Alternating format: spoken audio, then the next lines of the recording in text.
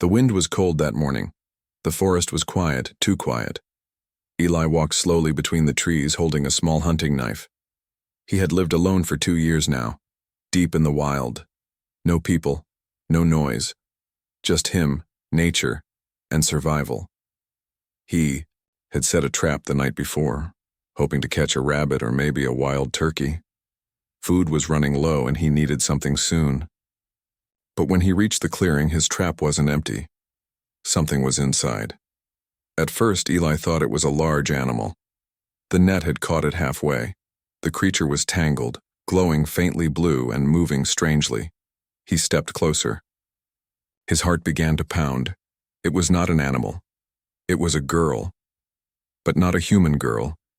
She had silvery blue skin, long white hair, and big glowing eyes like a cat. Her arms were long and thin, and small metal pieces were stuck to her clothes. She looked injured, her lip was bleeding, her hands shook. Eli stopped. The alien girl stared at him, eyes wide with terror. "Hey, I'm not going to hurt you," he said slowly. She didn't understand. Her breathing got faster. She started pulling on the net, whispering something in a strange language. Eli tried to calm her. "Easy. Easy. I'll cut you out." As he took out his knife, she screamed, "No, no, eat me." Eli froze.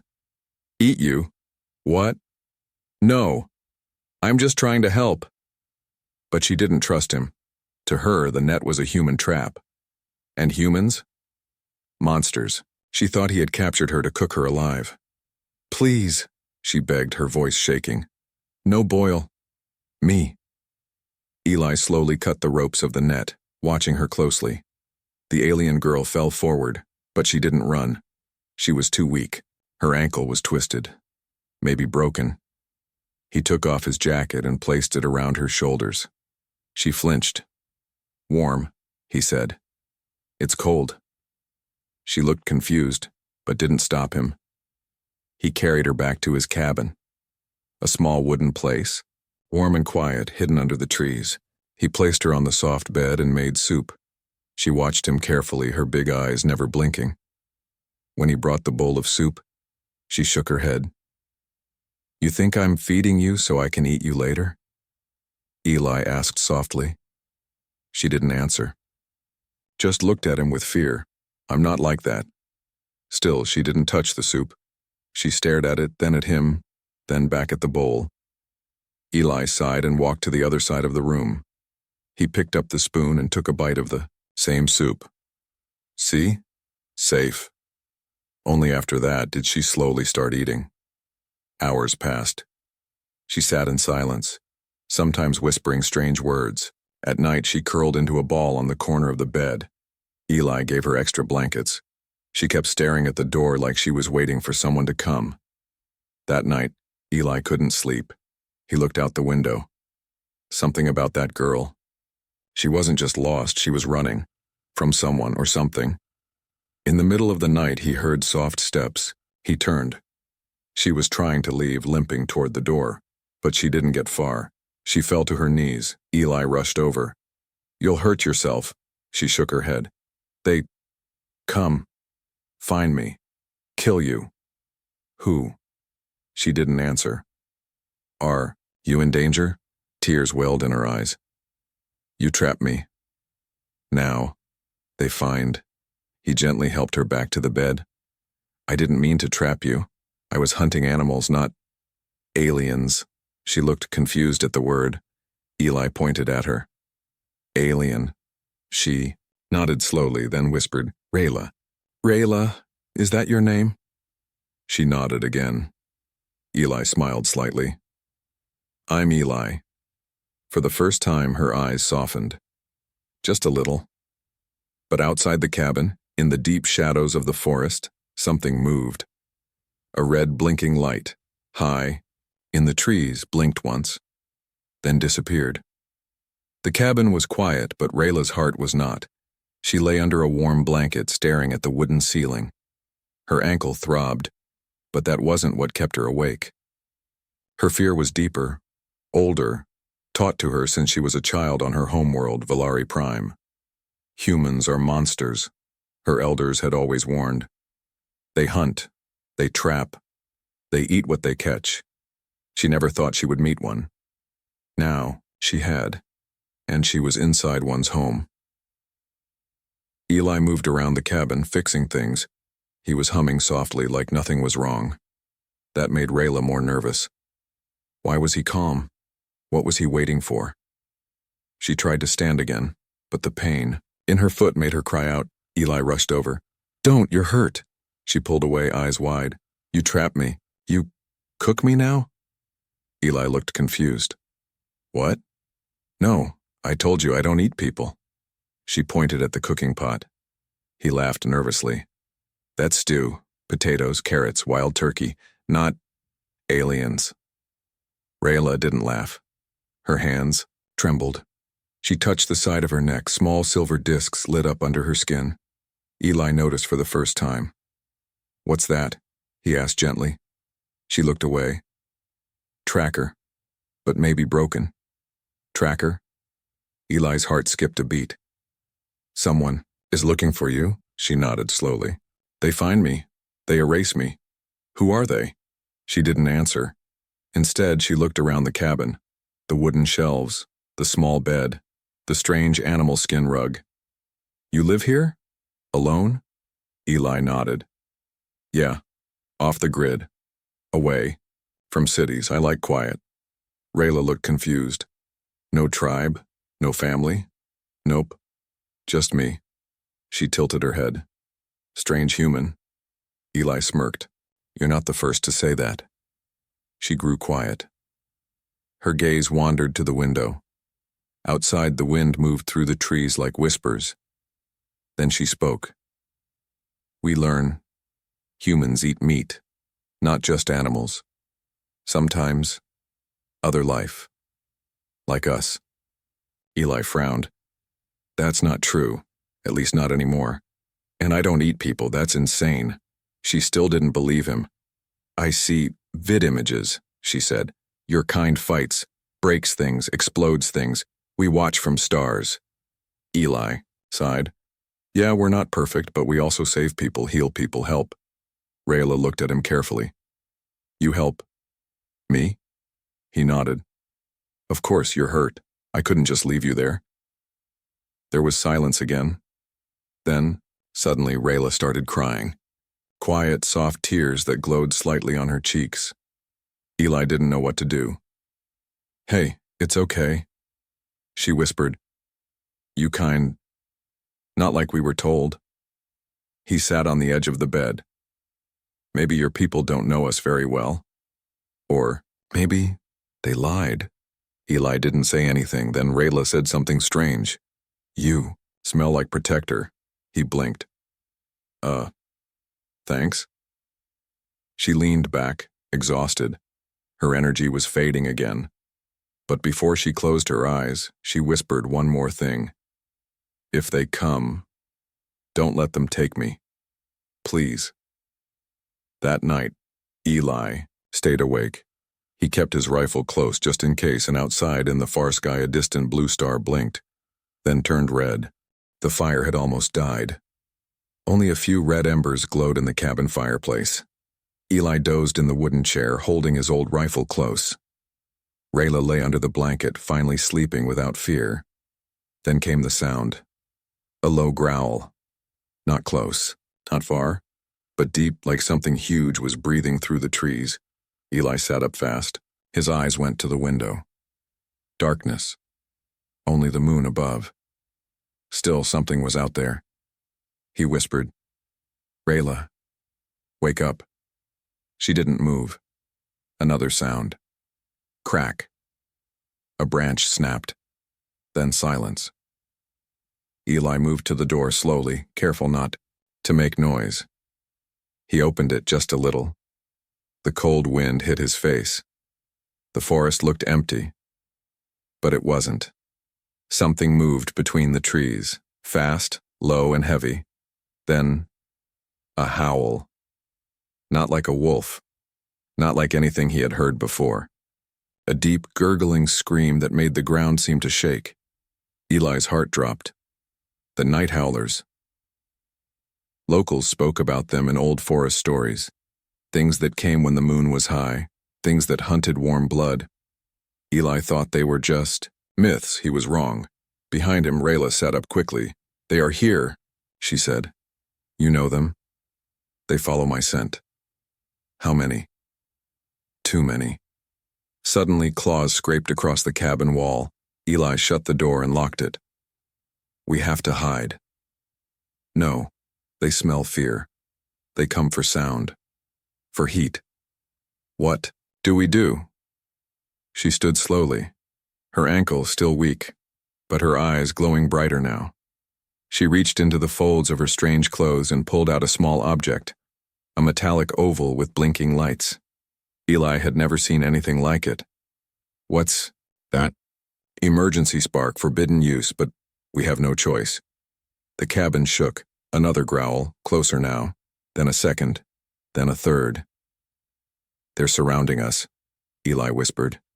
"Cover your ears," Rayla said. She pressed a button. The device pulsed, once, then exploded in a burst of light and sound so high-pitched that even the walls shook. Outside, the forest screamed back. Eli dropped to his knees, his head spinning. When he looked up, Rayla stood tall, glowing like silver. Fire. Her eyes wide, her hands shaking. The howl stopped. Silence. Then something large hit the roof. A clawed foot? A tail? Eli aimed his rifle at the ceiling. "They want me alive," Rayla whispered. "For punishment." "Why?" "I escaped." "From what?" She looked at him, pain in her voice. "A ship.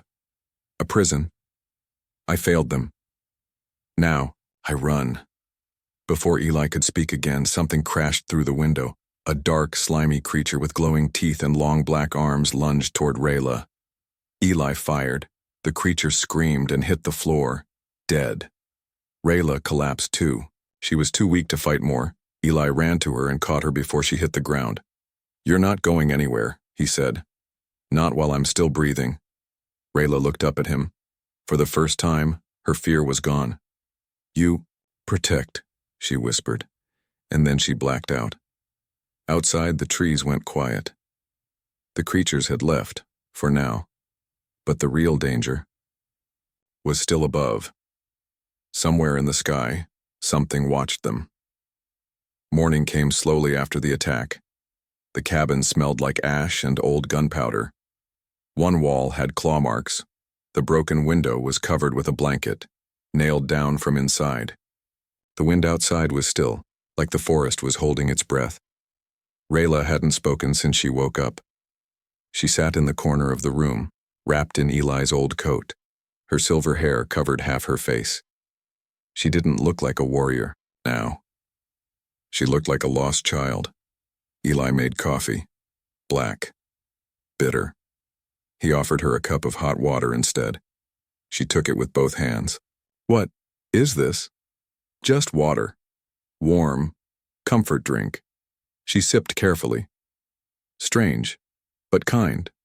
He sat down on the floor across from her. "You saved me last night," he said. "You shot first," she replied. He smiled. "Teamwork." She gave the smallest smile back. There was silence. Then Rayla finally spoke. "My people do not believe in kindness from humans." "Why not?" "They show us only war. Screens. Explosions. Fear." Eli nodded. "Yeah. That's how we show everything." She looked at him. "But you are quiet. You build. You wait. You help. Not all humans are the same, and not all Valari are like me." He raised an eyebrow. "Valari?" "My home. My planet. Far from here. Full of rules. Full of watchers." "What were you doing here?" She paused, then answered slowly. "I was scout, not soldier, not killer. We search, study, plan." "Plan for what?" Rayla looked away. "For taking your world." Eli's face changed. He didn't speak. "Was trained to lie," she said softly. "But I saw real humans. not just the bad ones. And I broke the rule. I landed alone. To see for myself. That's how you ended up in my trap, she nodded. I failed my mission, now they want me erased. Eli leaned forward. But I won't let them take you. Why? Because you're not my enemy. You needed help. That's all I saw. Rayla tilted her head. Humans. Strange. You fight. But you heal. He shrugged. We're messy. But we try. Suddenly she held out something. A small crystal, glowing faint purple. This is memory core, she said. My whole mission. Names, places, weak points. Eli stared at it. You trust me with that? She nodded. Yes. You trapped me. But you freed me too. He took the crystal gently. What do you want me to do with it? Hide it. Or destroy it. Your world should not be hurt for my mistake. Eli stood and walked to a small metal box under his floorboard. He placed the crystal inside and locked it. You're safe here, he said. But they'll come again, won't they? Yes, she whispered. Next time. Not beasts. Next. Time ships. Eli looked out the window. I guess I better reinforce that door. The forest was too quiet. Birds had stopped singing. No wind, no sound. Even the trees felt frozen. Eli noticed it first. He was chopping wood outside when he paused, axe halfway in the air. His instinct screamed, something's watching you. Then, Rayla stepped out from the cabin, her face pale. They found me, she said. Eli turned to her. How do you know? She pointed to the sky. I feel it. Their signal touched my skin, my tracker. It blinked. Before Eli could reply, a sharp hum filled the air. A beam of white light sliced through the clouds. A small black object shot downward, silent, fast, and perfect. It stopped above the trees, floating. A scout drone. It looked like a black star, with wings covered in red lights and strange alien writing. It scanned the forest with beams of blue light, sweeping side to side like a predator. Rayla grabbed Eli's arm. Inside. Now. They ran into the cabin. Eli locked the door, though. He knew it wouldn't stop something like that. What does it want? He asked. Me, Rayla said. Alive. For punishment. The drone hovered closer. Its red light touched the cabin wall. A faint electric buzz filled the room. It scans structure, Rayla whispered. It learns. Then it burns. Then, we destroy it first, Eli said. Rayla looked unsure. My power source is low. My weapon, unstable. We have to try something. She nodded, then pulled a small device from her belt. It was flat, silver, and shaped like a sharp coin. Her fingers moved quickly over glowing symbols. What is it? Eli asked. Remote disruptor. Short range. One shot only. The drone outside made a loud clicking sound. Too late, Rayla said. It's charging. The roof shook. A bright red beam sliced through the corner of the cabin, missing Eli by inches. He dove for his rifle. You shoot. I'll distract. No, Rayla shouted. If you go out, it'll mark your body as hostile species. They'll target your whole kind next time. Eli looked at her. Then what do we do? She took a deep breath. We send a message. Before he could stop her, Rayla stepped outside the door, standing tall despite her injury. The drone's lights turned toward her instantly. Its weapons powered up. She held up the coin-shaped device. I am Rayla of House Valari. She shouted in her alien tongue. I reject your call. I refuse your shame. Then she threw the device into the sky. It flew straight at the drone and exploded in a burst of violet light. The drone shook, twisted, and screamed like metal tearing itself apart. Its red lights blinked wildly. Then it fell, hard, into the trees, crashing with a deep burning roar. Silence again. Rayla collapsed to her knees. Eli ran to her, lifting her before she hit the ground. You okay? She nodded weakly. Just tired. He helped her back inside, setting her on the bed. That drone, he said. It was sent by your people? Yes. And now? They know I fought back. Will more come? Rayla looked into his eyes. Yes. And next time, they'll bring fire. The cabin was quiet again, but it was not peace. It was the calm before the storm. Rayla sat near the fire, a blanket over her shoulders. Her hands were shaking, not from cold, but from truth she had kept hidden too long. Eli boiled water in a pot, watching her silently. He had questions, 100, but he didn't ask. She finally broke the silence. You should know why I came to Earth. Eli looked at her, calm but curious. Okay. Tell me. I wasn't lost, I wasn't exploring, I was sent. For what? She paused. Her voice trembled. To study your world, to find your weaknesses, to prepare for invasion. The words echoed in the wooden room like a gunshot. Eli didn't move. He didn't speak. Rayla lowered her head. I am not just a scout. I was trained since childhood, taught to hide, to lie, to map targets. Eli finally spoke. So you came to spy on us? Yes. And the trap? It ruined the plan. Rayla gave a small, bitter laugh. Your trap saved me from becoming a weapon. She looked up at him. Her glowing eyes shimmered with guilt. When I saw your world, your trees, your sky, your kindness, I felt something strange. I felt... She hesitated. Wrong. Eli crossed his arms. Why not finish? The mission? I started to ask questions, she whispered. Why do humans still smile even in pain? Why do they help strangers? Why do they laugh in war? She held up her hand. Her fingers trembled. We forgot all that long ago. Eli stayed quiet. She wasn't finished. I sent a message back to my ship, she said. I told them Earth is dangerous, but not for war reasons. I told them Earth is dangerous because it might change us. He raised an eyebrow. Change you how? Make us feel again. Make us doubt the order. Make us weak. And they didn't like that. No, she said softly. So they erased me, cut my link, marked me as a traitor, and now I am alone. Eli took a slow breath. He walked over and sat across from her. You're not alone anymore. She looked at him, unsure. Why are you helping me? I lied to you. I was your enemy. Eli gave a half smile. You were my enemy, but you're not anymore. You chose not to destroy us, that matters. Rayla blinked. You forgive easily? No, he said. But I believe people and aliens can change. Silence returned for a moment. The fire cracked softly. Then Rayla reached into her pocket and pulled out a small object, a second crystal. What's that? Eli asked. My backup core. My last link to the Volari. If I activate it, they will come. All of them. Eli leaned forward. Why are you showing me this?